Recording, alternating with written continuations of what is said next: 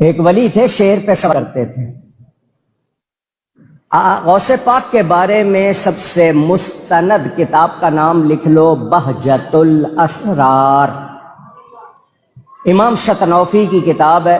تھانوی تک نے لکھا کہ یہ بڑی معتبر مستند کتاب ہے، حدیث کے انداز میں لکھی گئی. کس نے کس سے سنا، راویوں کا پورا ذکر. وہ کہتے ہیں بڑی مستند کتاب، اس میں سے واقعات سنا رہا ہوں، ادھر ادھر سے نہیں.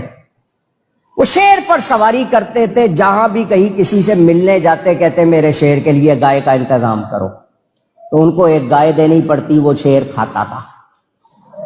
وہ گائے کھاتا تھا.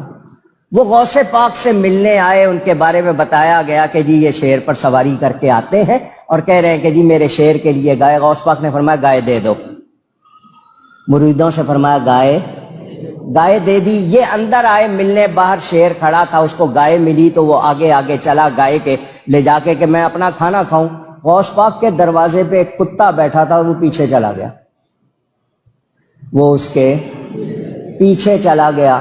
شیر جا رہا ہے، گائے جا رہی ہے، پیچھے پیچھے کتا جا رہا ہے. جس وقت وہ کھلی جگہ آ گئی تو شیر نے سوچا کہ میں اب اپنا کام کروں، گائے کھاؤں. وہ کتا اس شیر پر جھپٹ پڑا اور اس نے شیر کو پھاڑ ڈالا. کتے نے شیر کو چیر پھاڑ دیا. اعلیٰ حضرت کیا فرما رہے ہیں، کیا دبے جس پہ حمایت کا ہو پنجا تیرا، شیر کو خطرے میں لاتا نہیں کتا تیرا. شیر وہ کہ لوگ دیکھ کے بھاگ رہے ہیں، وہ بھاگ نہیں رہا، وہ اس کو چیر پھاڑ کے، کیونکہ اس کو کس کی حمایت حاصل ہے. ان پیر صاحب کو پتا چلا کہ ایسا ہوا، انہوں نے غوث پاک سے معافی چاہی، آئندہ میں ایسا نہیں کروں گا، لوگوں سے گائے نہیں مانگوں گا. توبہ کرائی تو غوث پاک نے اس کے شیر کو زندہ کر دیا. تو کیا میں غوث پاک سے بڑھ گیا؟ نہیں، میں تو غوث پاک کے قدموں کی خاک کا بھی غلام ہوں، خاک کی بھی خاک ہوں، ان کے کتوں کا کتا ہوں. جو کچھ ملا ان کے صدقے، یہ دعوت اسلامی ہے ان کے غلاموں کا.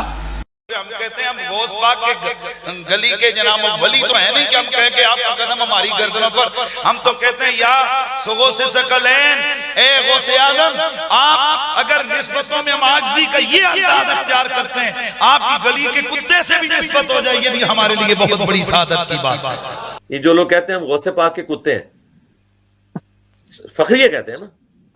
وہ اعلیٰ حضرت کا شعر بھی انہوں نے پیش کیا ہے کہ شیر کو بھی خاطر میں نہیں لاتا کتا تیرا. اور کوکم رانی صاحب نے واقعہ بیان کیا تھا، کتے نے جناب شیر نو چیر پھاڑ دیتا.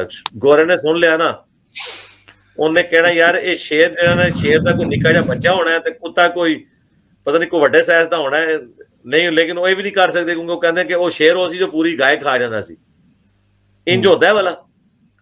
تو یہ کہتے ہیں نہیں ہمیں فخر ہے، ہم غوث پاک کے کتوں کے کتے ہیں. وہ کہیں گے ہم اس کی تعویل کر رہے ہیں، کتے سے مراد ہم ان کا وہ غلام لے رہے ہیں، ہم یہ ایک اعزازی طور پہ کہہ رہے ہیں. جیسے اس میں نے جواب دیا کہ کتے کا اعزاز کوئی نہیں ہے. شیر کا بچہ اور کتے کے بچے میں بڑا فرق ہوتا ہے. کسی کو کہا جائے شیر دا پتر تے کتے دا پتر، فرق ہے.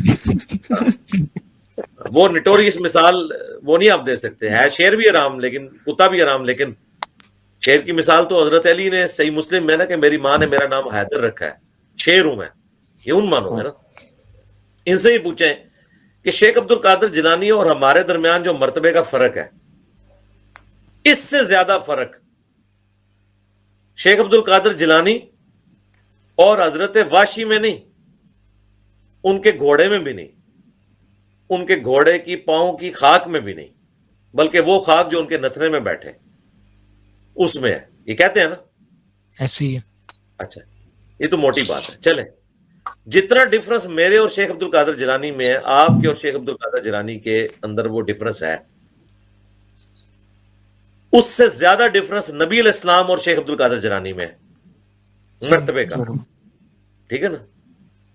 کیونکہ بعدز خدا بزرگ تو ہی قصہ مختصر.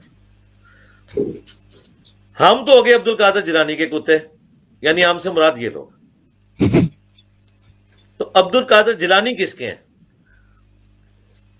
ظاہر ہے ان سے ہی سیکھا ہے نا ہم نے، ان کے تو وہ بھی اپنے آپ کو کسی کا پیش کرے نا. ایسے ہی اگر میں کہتا ہوں کہ جی میں ایک حضرت علی کا غلام ہوں تو حضرت علی بھی تو اپنا غلام کسی کو کہیں نا تو وہ کہتے ہیں میں رسول اللہ کا غلام ہوں. تبھی چین اوپر تک جاتی ہے نا.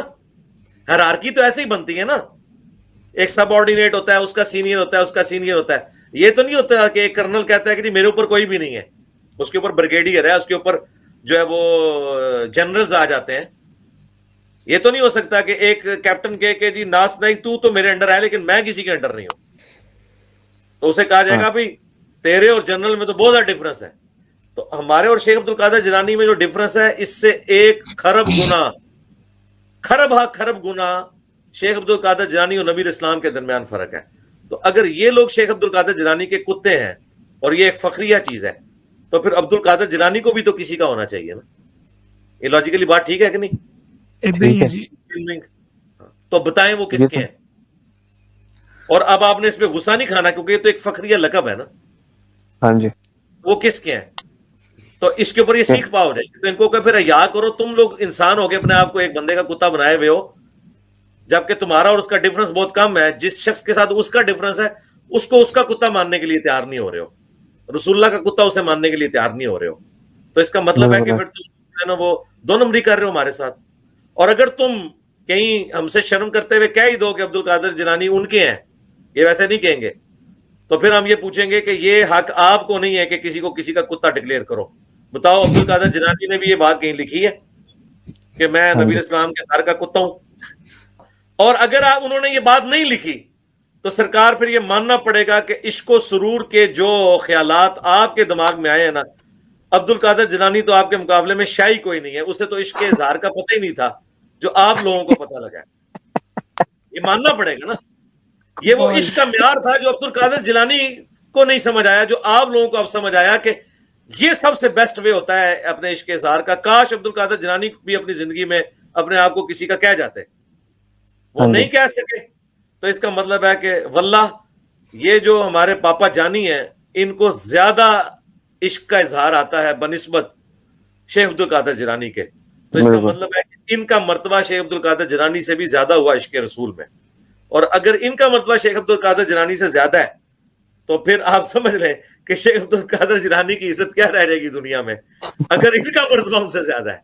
ابھی تو میں وہ بات ہی نہیں کر رہا کہ وہ صحیح مسلم میں حدیث ہے کہ حضور کی چارپائی کے نیچے کتا چلا گیا تو حضرت جبرائیل اندر ہی نہیں آیا, کہا یا رسول اللہ سے پہلے باہر نکالیں کیونکہ ہم فرشتے ان گھروں میں داخل نہیں ہوتے جہاں کتے ہوں. ہاں مدینے کے تھے, مدینے کا اوریجنل کتا حضور کی چارپائی کے نیچے ہونا تو فرشتے نہیں داخل ہوتے. اور مدینے کے جعلی کتے پاکستان میں بیٹھے ہوئے اگر داخل ہوں فرشتے تو اس گلی چ بھی نہ لنگن. ہاں یہ مسلم شریف کی حدیث ہے, حضور نے وہ کتا نکلوایا تو پھر وہ حضرت جبرائیل آئے, کیونکہ بخاری مسلم دونوں میں حدیث ہے کہ جس گھر میں کتا اور تصویر ہونا وہاں رحمت کے فرشتے داخل نہیں ہوتے. اگر تمثیل بیان کرنی ہے تو تمثیل وہ بیان کریں کہ جو بیان ہوئی ہے اس طریقے سے.